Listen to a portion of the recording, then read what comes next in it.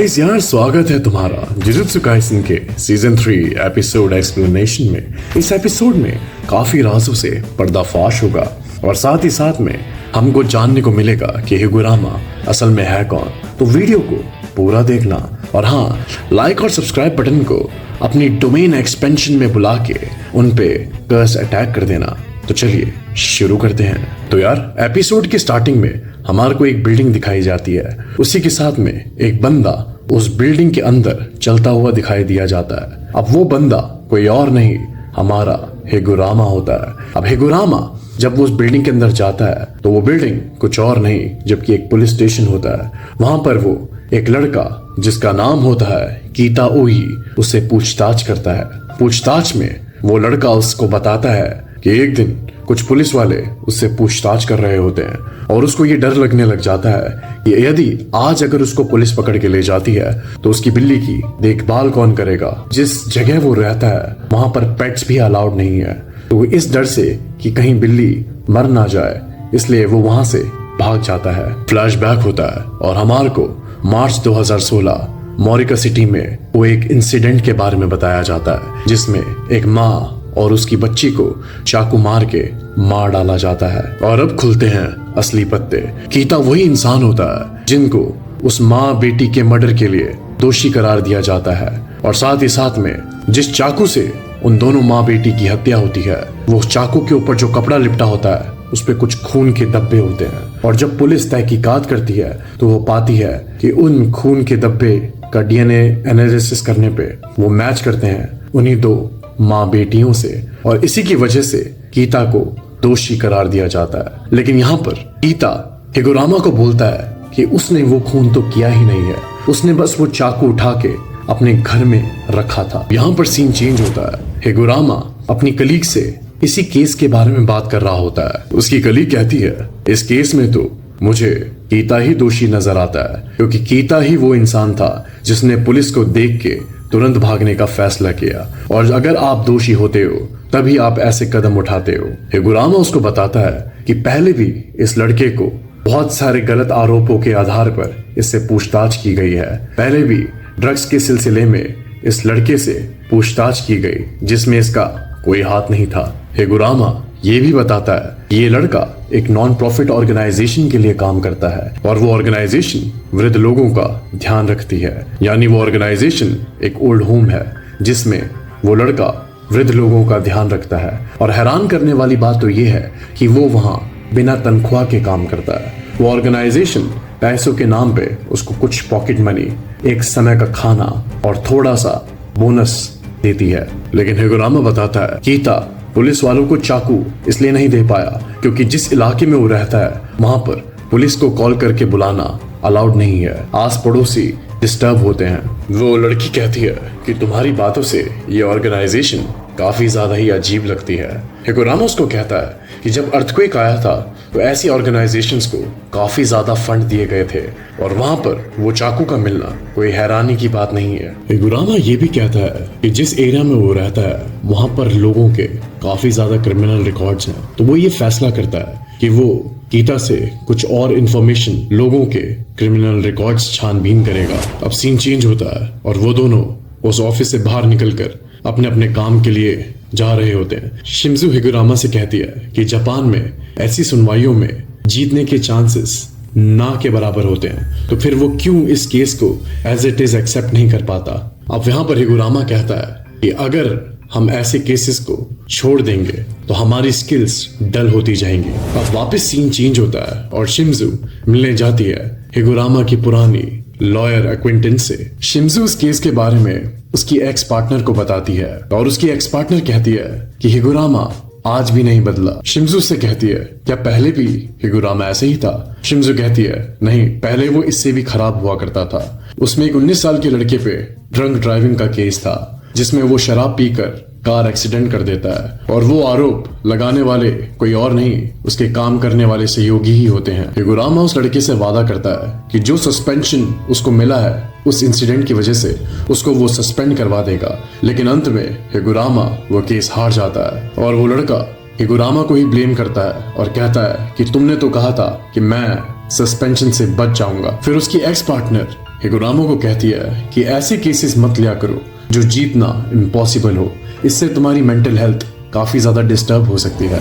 अब यहाँ पर फिर से सीन चेंज होता है। केस की सुनवाई का दिन, पहली सुनवाई होती है और इस केस को हिगुरामा जीत लेता है क्योंकि सारे के सारे उस लड़के पे जो आरोप लगाए जाते हैं वो बेबुनियाद साबित होते हैं। शिम्जू कहती है वो तो अच्छा हुआ कि जिस दिन तुम गायब हुए थे उसी दिन एक और इंसान भी गायब था, जिसकी वजह से उनको केस जीतने में आसानी हुई। इसके बाद कीता हिगुरामा का शुक्रिया करता है और वो कहता है शुक्रिया मुझ पे बिलीव करने के लिए। हिगुरामा कहता है शुक्रिया करने की कोई जरूरत नहीं क्योंकि अभी दूसरी सुनवाई बाकी है। अब दूसरी सुनवाई का दिन आता है और कीता को दोषी माना जाता है क्योंकि जो दूसरा इंसान उस दिन गायब होता है उसके खिलाफ और भी ज्यादा एविडेंस ना मिल पाने पे जो जज होता है वो उसको बेबुनियाद समझ के सारा का सारा दोष वापस कीता पे डाल देता है और कीता को सजा होती है उम्र कैद की। अब हिगुरामा एक बड़ा लॉयर नहीं होता तो उसके पास इतने पैसे भी नहीं होते कि वो इस केस को हायर कोर्ट में ले जा सके, जिसकी वजह से कीता को ये सेंटेंस भोगनी पड़ती है। और जब कीता उसकी आंखों में देखता है तो हिगुरामा हैरान हो जाता है क्योंकि कीता उसको एक तरीके से डिसअपॉइंटिंग नजर से देखता है और हिगुरामा अपने आप से पूछता है कि वो इसको ऐसे क्यों देख रहा है। और हिगुरामा को ये रियलाइज हो जाता है कि कीता को सजा तो मिलनी ही थी चाहे वो कितना भी ट्राई कर लेता। फिर कहानी वहीं पर आती है जहां पर उसकी एक्स कलीग हिगुरामा से पूछती है तुम्हारी मेंटल स्टेट का क्या। वो कहता है कि मैं समझ सकता हूँ कि लोग अपने आप को बचाने के लिए जस्टिस को अनदेखा कर देते हैं और ये सिस्टम ही कुछ ऐसा है कि जिसमें सच्चाई और जस्टिस केवल लॉ के अंडर ही रह गया है और मैं हिगुरामा इन सच्चाई से अपना मुंह नहीं मोड़ सकता जैसे कि दूसरों ने मोड़ा हुआ है। इसलिए वो ऐसे केसेस लेता है जहां पर जीतना ऑलमोस्ट नामुमकिन होता है। मैं वो इंसान नहीं बनना चाहता जो कि सच्चाई को अनदेखा करे। अब यहाँ पर कहानी वापस कोर्ट रूम में आ जाती है। जज अपना फैसला सुना चुका होता है। जज पूछता है अगर किसी को ऑब्जेक्शन है वो 15 दिन के अंदर रीट्रायल के लिए अपील कर सकता है। तभी वहां पर हिगुरामा खड़ा होता है और वो हथौड़ा मारने लग जाता है और अचानक से उसके पीछे हम शिकिगामी को देखते हैं। वो कहता है सब बैठ जाओ, रीट्रायल शुरू होने वाला है। और इतने में ही कहानी प्रेजेंट में आ जाती है जहां रेमी और अमाई यूजी और मेग्यूमी को हिगुरामा का एड्रेस बताते हैं, पर उन दोनों में से कोई एक तो झूठ बोल रहा है क्योंकि दोनों ही अलग अलग एड्रेस बताते हैं। अब यहाँ पर यूजी और मेग्यूमी सोचते हैं कि वो दोनों एक दूसरे को वहीं पर मिलेंगे। अब यहाँ पर ट्विस्ट ये आता है कि रेमी मेग्यूमी को गलत एड्रेस बताती है और फिर हमार को एक कैरेक्टर से इंट्रोड्यूस करवाया जाता है जिसका नाम रेजी होता है और वो रेमी पे डिपेंडेंट होता है क्योंकि वो उसको शिकार ला कर देती है। और वहीं अगर यूजी और अमाई की बात करें तो हमार को एक पास्ट स्टोरी दिखाई जाती है जिसमें अमाई और यूजी कैसे मिले थे।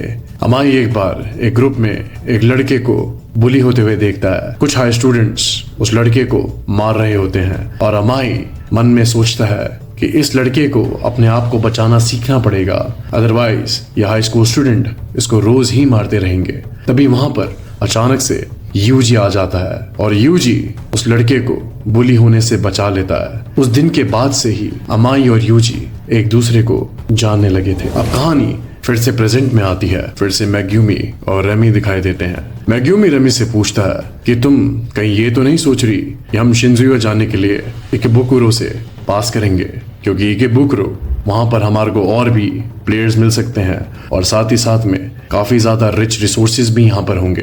तो रेमी उसको कहती है यहाँ पर जाने की 2 वजह है। पहला कि उसने शावर नहीं लिया और दूसरा कि ये रूट बहुत इजी है फॉलो करने के लिए और पास ही में उसका एक बेस भी है।